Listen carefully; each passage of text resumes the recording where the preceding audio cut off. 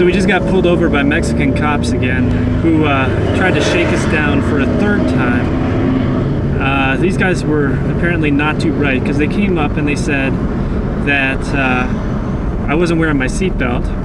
I got it on, and then they changed their story, and they said that our windows were too darkly tinted. And well, we don't have our front or side windows tinted, so that's issue number one. And so they showed me the book, and I read it, and then I said, you know,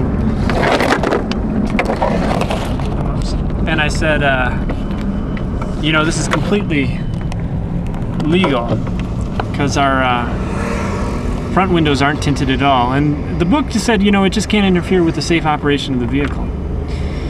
So I got pretty emphatic, and I said, no voy a pagar nada, nada, nada, nada, nada.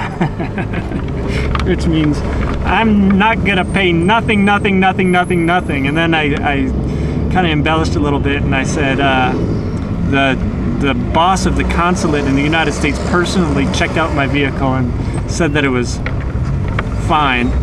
And he's a friend of my father, and he's a very powerful, important guy in the Mexican government.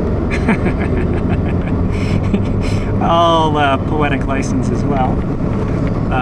But you gotta watch out for this. These Mexico City cops, they'll shake you down, and for whatever reason they can think of. And you know, they just take a look and they start picking out random things. I mean, he changed the story right in the middle of being pulled over, and it makes driving in Mexico City difficult. So there we go.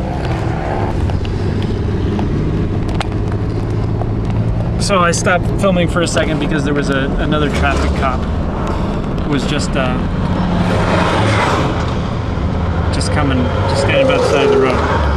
But yeah, these guys weren't the brightest guys in the world, and they changed their story halfway through. But yeah,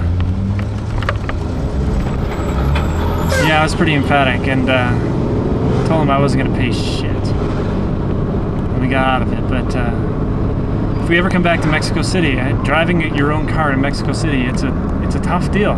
Not only because of the traffic, but mainly because the police are constantly, they're vultures on the lookout to shake you down. It was ridiculous. It was so ridiculous. But I think the first guy wasn't as into it as the second guy, because he kind of was like, oh, it's okay, you know, we're not going to make you pay. And the second guy went and got his book and was trying harder, but